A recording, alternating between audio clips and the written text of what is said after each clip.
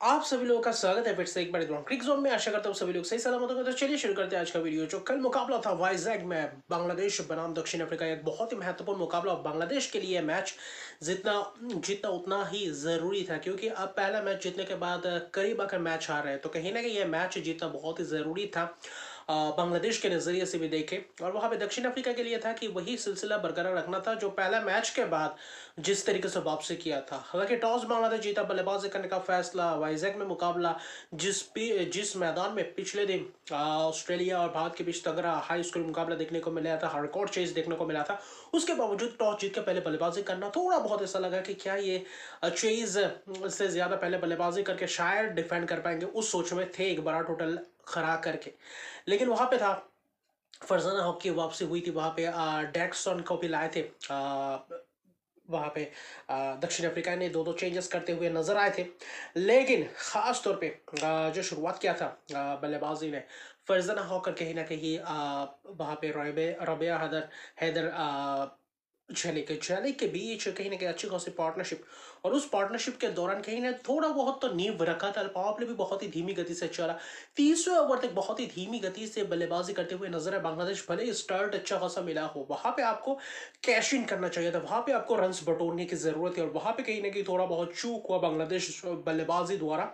वहां पे आपके फरजाना हकला के आउट होते हुए नजर आते हैं। चेलिंग ने भी 25 रन बनाया, क्लोए ट्रायोन ने चलता किया था, एक जबरदस्त कैच पकड़े थे नडायन डिक्लार्क ने। उसके बाद 29 नंबर पर शर्मिन अख्तर आए थे। तो वही सिलसिला था पहले विकेट के लिए अर्शदीप का पार्टनरशिप, लेकिन पन्ना में 16वें ओवर तक जाने के बाद 50 रन बचे, तो वहां पे धीमी गति से रन बटोर रहे थे।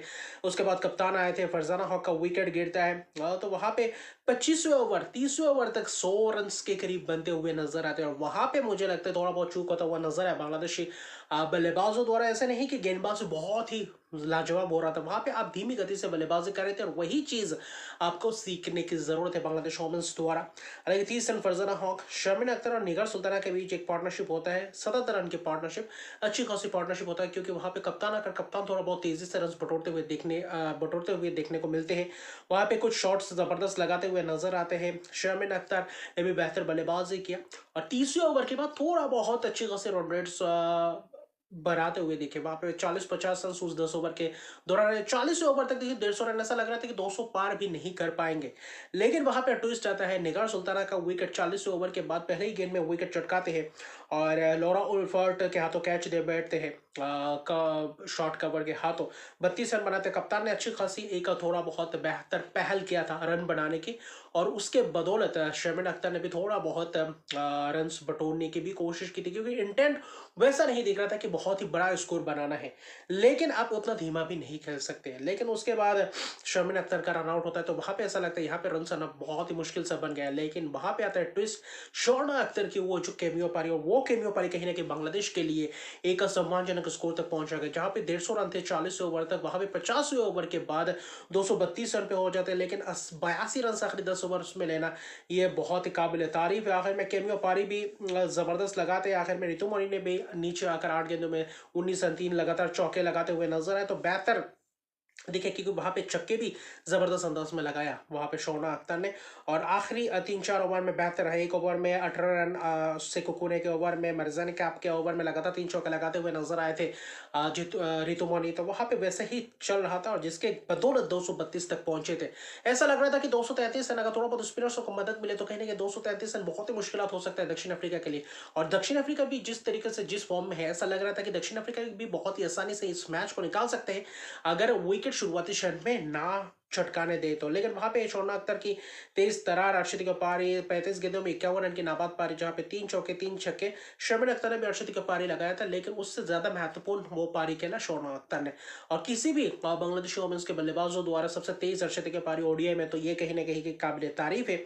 2 विकेट नंकुल को लाबा ने लिया, लेकिन बाकी गेंदबाजों ने भी ठीक ठाक गेंदबाजी की, क्योंकि रन उतने हुए नहीं थे, लेकिन विकेट चटकाने में नाकाम थे। रनआउट्स के तौर पे ही कुछ विकेट्स आए थे। 50 ओवर के अंत तक 232 पे 6, 233 रन का लक्ष्य। बांग्लादेश के पास मौका था कि पावर प्ले अच्छी तरीके से गेंदबाजी करे, विकेट्स चटकाने का मौका रहा है। वहां पे शुरुआती क्षण में ही नाहिद अख्तर, वहां पे मरूफा अख्तर थे, नाहिद अख्तर नहीं चलता कि तस्मीन बिट्स को कॉटन बोल्ड, बहुत तस्मीन बिट्स जो शतक की पारी खेलने के बाद लगातार 2 मैचेस में 2-0 बनाते आते हुए नजर आए थे। भारत के खिलाफ भी शून्य और कहीं ना कहीं वहां पे बांग्लादेश के खिलाफ भी शून्य। ऐसा लग रहा था कि क्या इंटेंस जबरदस्त, क्या यहाँ से बांग्लादेश वोमेंस कुछ अनोखी चीज कर पाएंगे। उसके बाद नोरा उल्फट का भी एक कैच छूटता है कॉटन बॉल चांस, और वहां पे मुझे लगता है रबिया खान द्वारा, और वहां पे एक चूक हुआ। फिर कहीं ना कहीं मौका मिला, उसके बाद एनके बॉश ने भी कुछ जबरदस्त रन्स बनाए, पावर प्ले में भी अच्छी खासी टिक टॉक रन्स बटोरते हुए नजर आए, 40 रन्स के करीब। उसके बाद कहीं ना कहीं वो भी कहीं ना कहीं उतना तेजी से रन्स बटोर नहीं पाए, क्योंकि स्पिनर्स जैसे कि नाहिद अख्तर, रबिया खान ने भी किफायती स्पेल्स किए, फहीमा खातून, तो अच्छा खासा स्पिनर्सों ने पूरी तरीके से जकड़ कर रखा था दक्षिण अफ्रीका इस बल्लेबाजी क्रम को। लेकिन वहां पे थोड़ा बहुत एक पार्टनरशिप हुआ, कुछ गुच्छों में विकेट्स गिरे। 15वें ओवर के बाद कहीं ना कहीं 2-3 ओवर में वहां पे विकेट्स गुच्छों में गिरे। लॉरा उल्फर्ट का जब विकेट गिरता है उसके बाद ऋतुमणि यानी कि बॉश को चलता करते हैं, एरनरी डेक्सन को रबाया खान जबरदस्त अंदाज में बोल्ड करते हुए नजर आते हैं। वहां पे 2-3-4 विकेट, ऐसा लग रहा है बांग्लादेश पूरी तरीके से मैच में है, और लगभग मैच में ही था। वहां पे एक विकेट भी चाहिए था, लेकिन वहां पे मारिजा ने क्या पाते हैं और सेनालो जफ्ता के बीच एक थोड़ा बहुत पार्टनरशिप पनपने को देखते हैं। वही 20 रन के अंदर वो जो 4 विकेट गिर जाता है उसी के कारण, क्योंकि 78 रन पे 5 विकेट गिर जाता है, वहां पे लगता है ये मैच पूरी तरीके से फंस चुका है। लेकिन वहां पे वो एक्सपीरियंस खिलाड़ी मर्जा ने कहा, और वहां पे क्लोए ट्रायोन आते हैं एक अच्छी खासी धीमी गति से ही सही, लेकिन वहां पे रन बटोरने को देखते हैं, वहां पे साझेदारी पनपने को देखते हैं, और इसी तरीके से किसी भी तरीके से 85 रन की एक शानदार पार्टनरशिप, लगभग ऐसा लग रहा था कि यहाँ से मैच आसानी से निकाल के ले जा रहे हैं। आखिरी 10 ओवर में करीबन करीबन अगर आप खास तौर पे देखें तो 70 रन के करीब चाहिए थे। ऐसा लग रहा था कि मारिजा ने क्या पूरी तरीके से मैच निकाल के जाएंगे, क्योंकि अर्शद के पारी खेल चुके थे।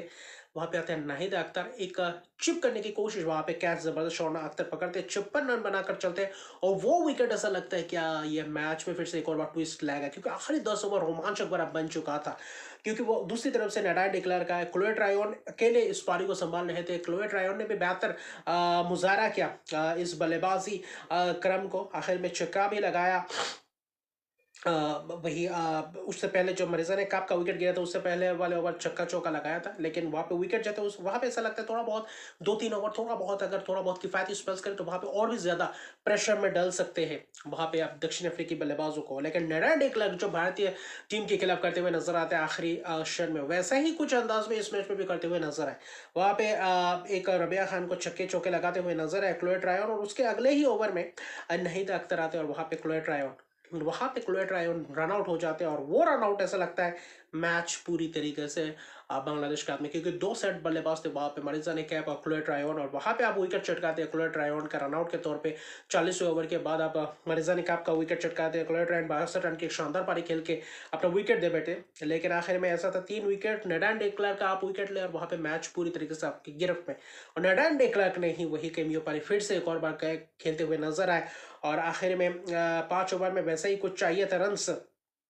ऐसा लग रहा था कि शायद 40 के करीब 5 ओवर में 35-37 रन चाहिए था, ऐसा लग रहा था कि मैच बन सकता है। वहां पे एक ओवर थोड़ा नो बॉल फ्री हिट, वहां पे भी चौका लगाते हुए नया फाहिम खातून, तो वहां पे नडान डेक्लार का रहे, और दूसरी तरफ से क्लास बस उनको सपोर्ट कर रहे थे।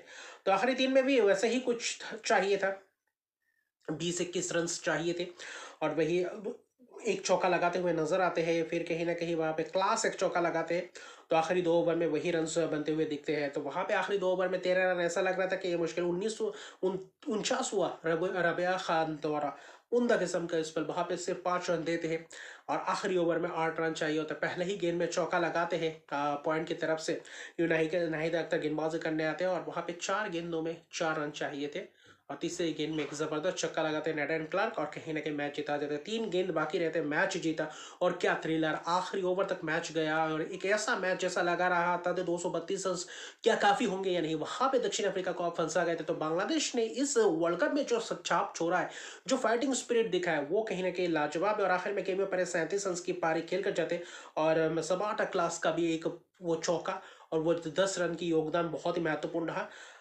वही बीच के ओवर्स में विकेट चटकाना, और मैं कहूंगा वही शुरुआती 30 ओवर में वो सिर्फ 100 रन ना बना पाना, वो कहीं ना कहीं खटकता है। और अगर वहां पे अगर 250 रन अगर बोर्ड पे लगा जाते, या उस 30 ओवर्स में थोड़ा और तेजी, थोड़ा बहुत और इंटेंट दिखाते, तो शायद ये 260-70 के करीब भी पहुंच सकते। तो बांग्लादेश को करीबी मुकाबले, एक इंग्लैंड के खिलाफ, एक दक्षिण अफ्रीका के खिलाफ, तो उसके बाद कहीं ना कहीं इमोशन हो गए थे बांग्लादेश वोमेंस के कुछ युवा खिलाड़ी।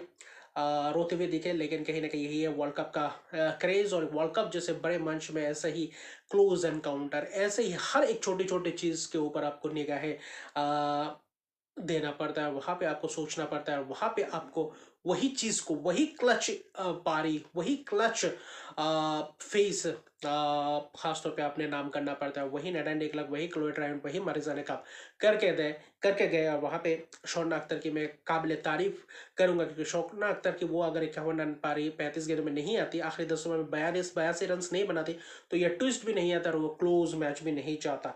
तो यही रहा 9 तक था, 2 विकेट बाकी किफायती spell Ritu Moni 10 over 1 maiden 29 run 1 wicket. Fahima Khatun से थोड़ा बहुत अपेक्षा थी, थोड़ा बहुत और अगर विकेट्स बीच में चटकाते, वहां पे थोड़ा बहुत चूक हुआ। और रबिया खान ने भी ठीक ठाक गेंदबाजी की, और कहीं ना कहीं वहां पे ही दुर्भाग्यपूर्ण रहे, आखिर में मैच हारना पड़ा 3 विकेट से। तो उमदा किस्म का ये क्लोज एनकाउंटर देखने को मिले है। और दक्षिण अफ्रीका पहले मैच के बाद 3 लगातार जीत, तो इसके साथ ही से नंबर पे आ चुके हैं, 4 में से 3 जीत 6 अंकों के साथ भारतीय टीम अभी चौथे पायदान पे आ चुके हैं। तो कहीं ना कहीं करार टक्कर, और आज जो मुकाबला होगा श्रीलंका बनाम वहीं पे न्यूजीलैंड के बीच, क्या श्रीलंका कुछ कारनामा कर पाएगी, या फिर न्यूजीलैंड फिर से वही जो जीत का सिलसिला गुवाहाटी में किया था बांग्लादेश के खिलाफ, क्या इस मैच में भी वैसे ही कुछ करते हुए नजर आएंगे या नहीं। तो श्रीलंका के लिए चाहिए मैच जीतना ही पड़ेगा, अगर किसी भी तरीके से टॉप 4 के स्पॉट के लिए लड़ाई, अपने आप को जीवित रखना है, तो यह मैच जीतना उनके लिए अनिवार्य है। और अब न्यूजीलैंड के लिए भी तो ये रोमांचक बड़ा मैच होगा। तो अभी के लिए इतना, मेरे चैनल को सब्सक्राइब कर दीजिए, लाइक शो कमेंट जरूर कीजिए। तब तक के लिए गुड बाय।